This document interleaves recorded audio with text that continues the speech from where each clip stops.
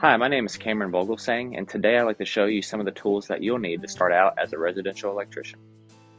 First of all, I am not a licensed electrician. I don't claim to be one, and everything you see in my YouTube videos or my Instagram page, it's all done under a licensed employer. So the reason I'm posting these videos and post things on my Instagram and YouTube is to just take you guys along this journey that I've been on for the past couple of years in learning and growing in this trade.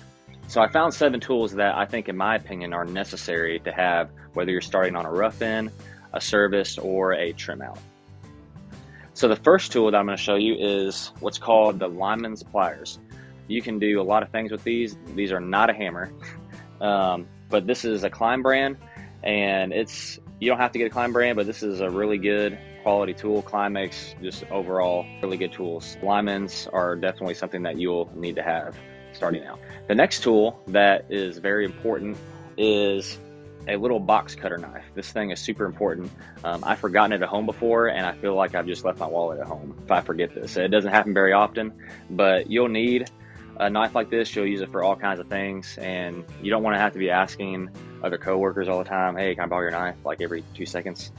So you definitely want a box cutter knife. The next tool that I have is wire strippers.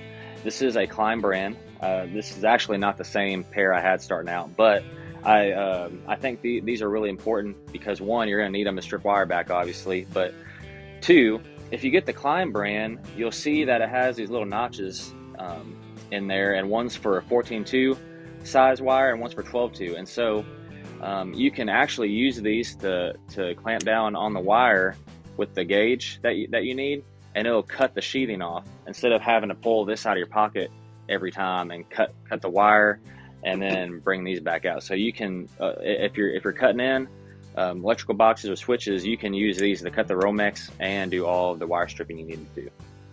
The next tool is what is called a 10-in-1. They also make 11-in-1s and 12-in-1s. The reason being is some tools have different bits or more bits than others, but this has a large Phillips head, a small flat head, and then on the other end it has a smaller version, smaller Phillips and a smaller flat, and then you can actually take these off and use them as like 5/16 bit. You'll definitely need one of these for just screwing things in, and you can it's easy to change back and forth between a flathead and a Phillips, so I definitely recommend making sure you have one of these. And this is a Southwire brand, and it's done me really good the past 2 years. The next tool I have is what is called diagonal cutters. What I use these mostly for is removing staples. So this would come in handy for a rough-in if you need to remove staples, or if you're stapling wire to a stud and you accidentally bend the staple. This is the way they're made with the leverage and how the cutter's made. It makes it really easy to pry off a staple versus, like, you don't want to use this pair of linesman pliers to do that, but you're really going to need this for when you're wiring houses on a rough-in. The next tool is just a basic hammer. Now, there's all kinds of hammers out there you can get, different brands and whatnot, but I've found that the E-swing hammer is the best. It just feels the best. I've used other hammers that other coworkers have had, and this one is just the overall best one, I think. It swings really good, and it's not like super top heavy or anything. But if you don't like the E-swing or don't want it, you're definitely gonna need a hammer to do electrical work. So finally, the last tool that I think is really important in starting out is what is called an impact gun. You're definitely going to need this whenever you have to screw something in, and you don't want to be using this and screwing everything in by hand. It's a lot easier to have some sort of drill or this impact gun to be able to work faster. And so if I could pick one power tool to start out, it would definitely be this impact gun. So I hope you enjoyed this video. If you have any questions, drop a comment below, and I'll also try to include links to each product as well.